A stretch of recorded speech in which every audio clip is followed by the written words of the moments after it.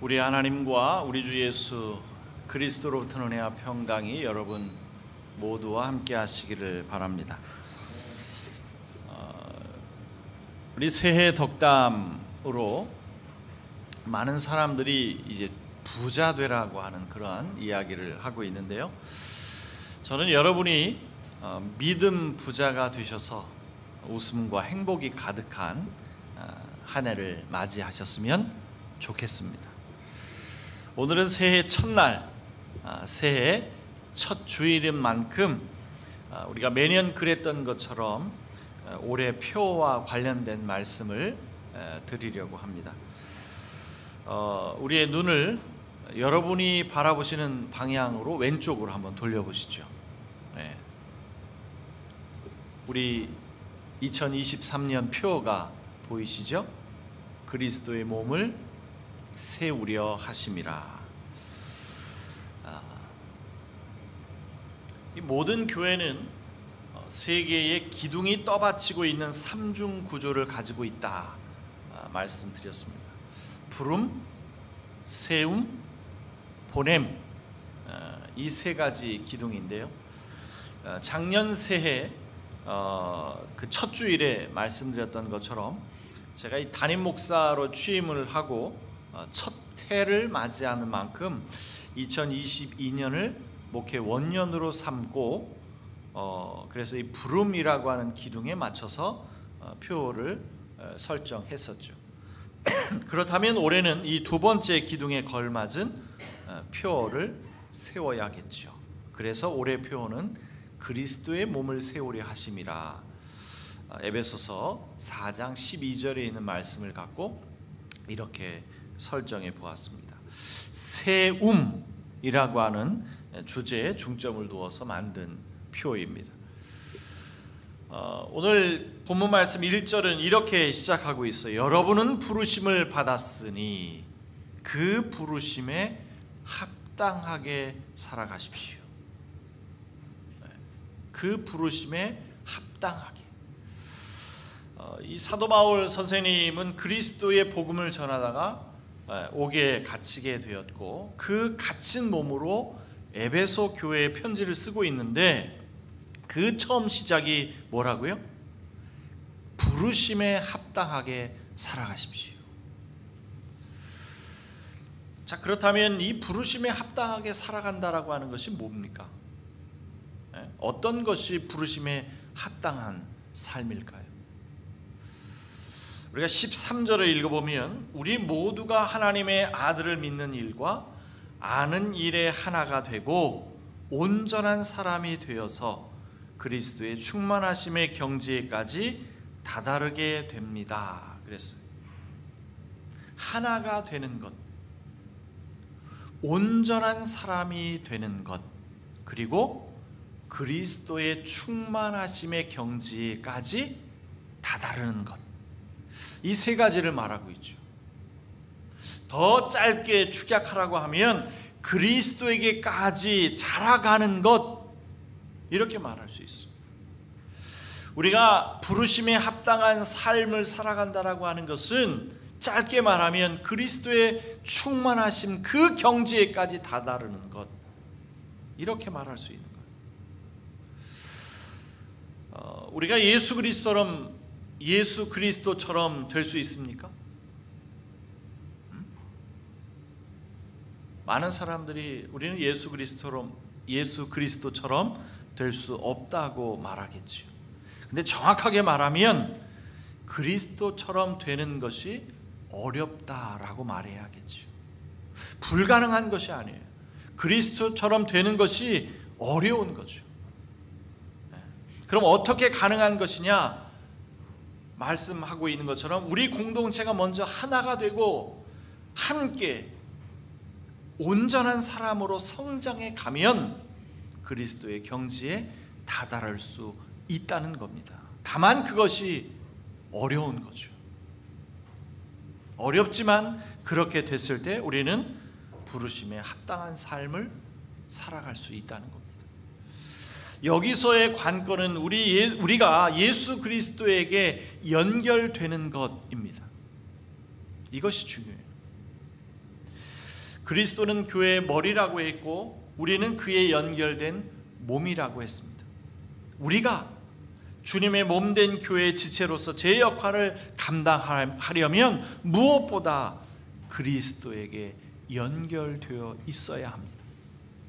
만일 우리가 교회의 머리이신 예수 그리스도에게 연결되어 있지 않다면 우리의 몸은 제 기능을 다할 수 없겠죠. 머리는 옆에 있는 사람을 쓰다듬어 주라고 하는데 때리고, 머리는 우리의 발걸음을 교회로 향하라고 하는데 다른 데로 향하고 있고,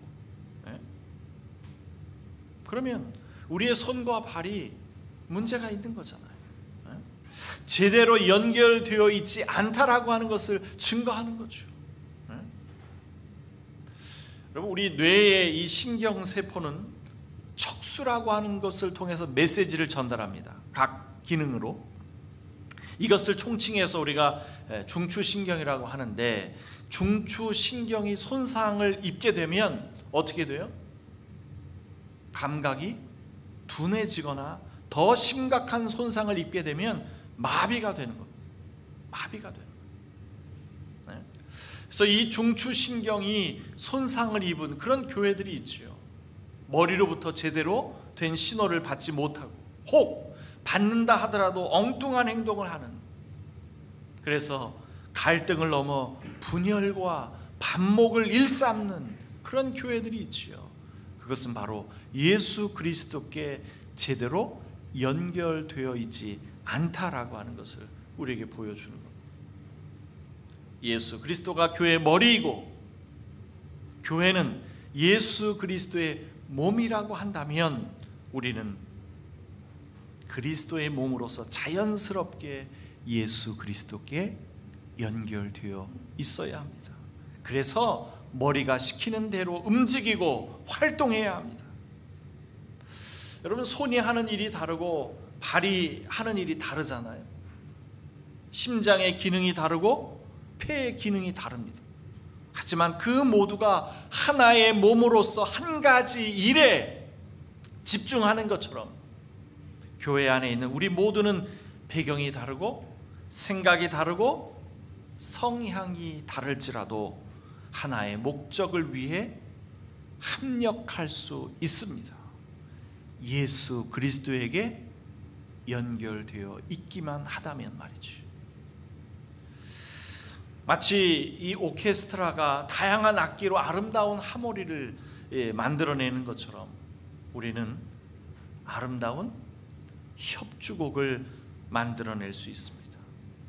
예수 그리스도에게 연결만 되어 있다면 말이죠. 그러므로 예수 그리스도에게 연결되는 것이 중요합니다. 연결되어야만 합니다. 이렇게 우리 모두가 예수 그리스도에 연결되어 있다면 우리는 그 안에서 하나 될 수 있고, 그로 인해서 온전한 공동체를 이룰 수 있습니다. 그렇게 그리스도의 충만하심의 경지에까지 차근차근 성장해 가는 겁니다. 그런데 여러분, 우리 모두가 하나의 공동체를 이루어서 아름다운 협주곡을 연주하려면 무엇이 필요할까요? 우리가 그리스도 안에서 하나 된 공동체를 이루었습니다. 그리고 함께 성장해 가요. 그래서 그 안에서 아름다운 이 협주곡을 연주하려면 가장 먼저 뭐가 필요하죠? 연습이 필요하죠. 훈련이 필요합니다. 이 오케스트라를 구성할 때 아무리 훌륭한 그 바이올린 연주자를 데려온다 하더라도, 아무리 훌륭한 첼로 연주자를 불러온다 할지라도 아름다운 협주곡을 만들려면 서로 연습이 필요해요. 이 연습이 없으면 자신의 실력을 뽐내기 위해서 서로 배려하지 못하고 서로 조화를 이루지 못하는, 그래서 불협화음이 날 수도 있고 박자가 맞지 않을 수도 있고, 그래서 아름다운 협주곡을 위해서는 아무리 훌륭한 연주자라 하더라도 연습이 필요합니다. 연습이 필요해요. 우리 공동체도 마찬가지입니다. 우리가 연습하지 않고 훈련하지 않으면 우리는 예수 그리스도의 경지에까지 다다를 수 없습니다. 이 연습과 훈련을 우리는 세움이라고 하는 말로 가름할 수 있습니다. 우리가 이 세움을 포기한다면 달라스 윌라드의 말처럼 뱀파이어 크리스찬이 될 수밖에 없습니다. 뱀파이어 크리스찬. 이게 무슨 말이냐? 우리가 구원을 위해서 예수 그리스도의 피만 빨아먹고 정작 그리스도의 제자가 되기 위해 연습하고 훈련하는 것을 포기하는 그런 사람을 가리켜서 뱀파이어 크리스찬 이렇게 말하는 거예요. 우리가 뱀파이어 크리스천이라고 하는 이런 우롱을 당하지 않으려면 우리는 무엇보다 세움이 필요합니다. 연습하고 훈련하는 이러한 세움이 필요해요. 세움을 받게 된 그리스도인이 다시금 세상으로 보냄을 받아 이 세상의 아픔을 대변하는 동시에 하나님의 나라를 대변하는 증인으로서의 삶을 살아가게 되는 것입니다.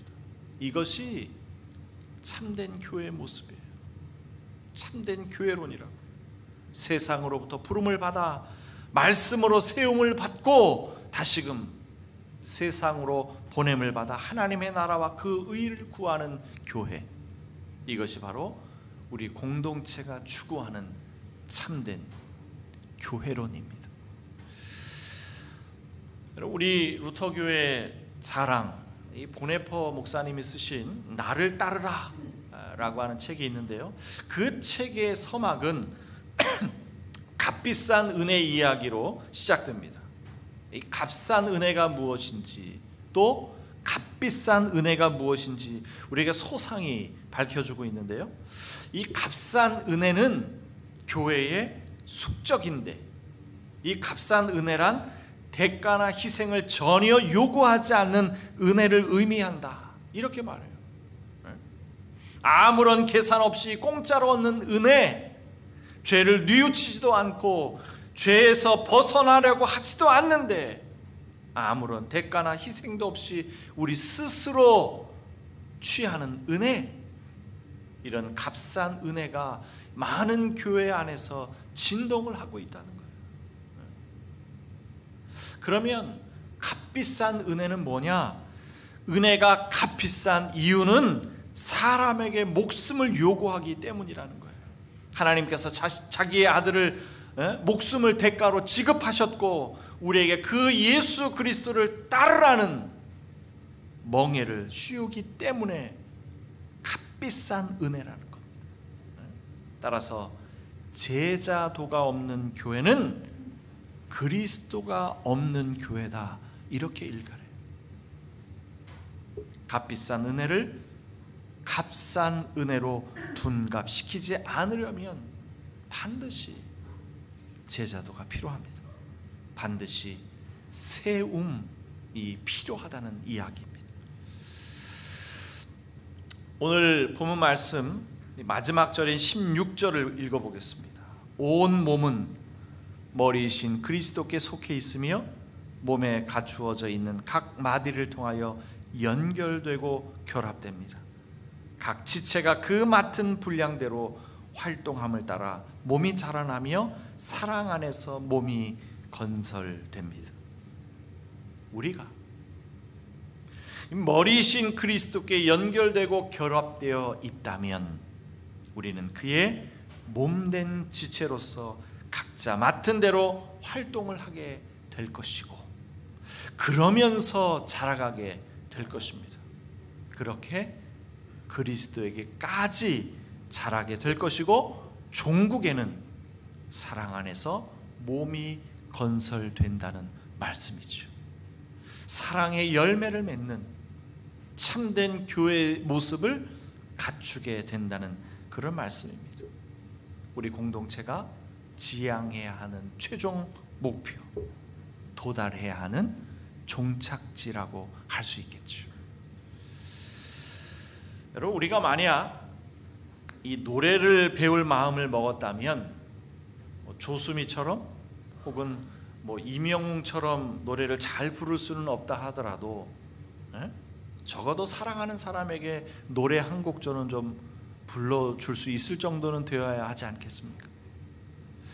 우리가 이왕 축구를 배우기로 마음을 먹었다면 손흥민이나 메시처럼 잘 찰 수는 없다 할지라도 적어도 동호회 축구 경기에 가서 골 한 골 정도는 넣어야 되지 않겠습니까?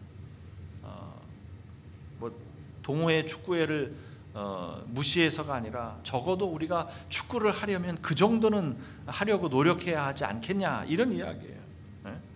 우리가 예수를 믿는 사람이라고 한다면 마틴 루터나 뭐 장 깔뱅처럼 영적인 거장이 될 수는 없다 할지라도 적어도 내가 믿는 예수가 어떤 분인지 보여줄 수 있을 정도는 되어야 하지 않겠습니까? 이러한 열망이 우리에게 있다면 우리는 나 자신에게 물어야 합니다.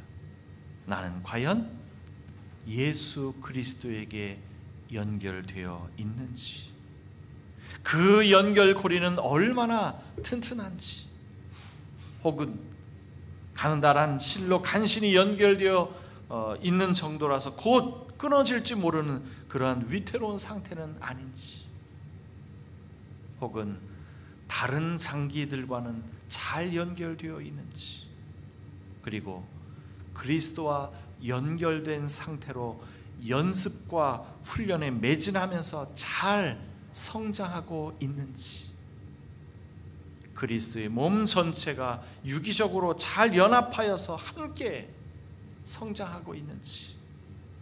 나는 성장하고 있는데 다른 사람은 퇴보하면 안 되잖아요. 반대로 다른 사람들은 성장하고 있는데 나는 퇴보하고 있으면 그건 문제잖아요.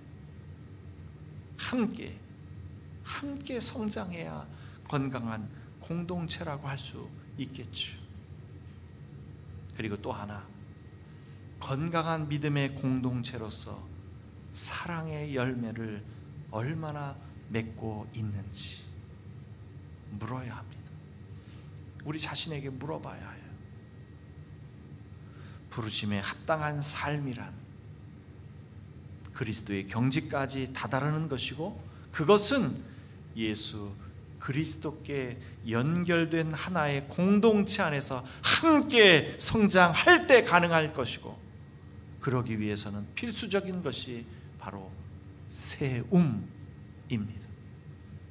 2023년 한 해 동안 부단히 연습하고 훈련해서 아름다운 협주곡을 연주하는 우리 공동체가 되었으면 좋겠습니다. 믿음의 공동체로서 사랑의 열매를 풍성히 맺는 우리 공동체가 되었으면 좋겠습니다. 너무 부담은 갖지 마시고요. 헬무트 틸리케가 말하는 것처럼 해야 한다 라는 이 율법주의 독재 아래서가 아니라 그리스도인의 자유라는 자장 안에서 할 수 있다 라고 하는 능력 주심 아래서 가는 게 될 것입니다. 2023년 표 말씀인 12절 말씀을 읽으면서 오늘 말씀을 마치겠습니다. 그것은 성도들을 준비시켜서 봉사의 일을 하게 하고 그리스도의 몸을 세우게 하려고 하는 것입니다. 모든 지각에 뛰어난 하나님의 평강이 그리스도 예수 안에서 여러분의 마음과 생각을 지킬지어다.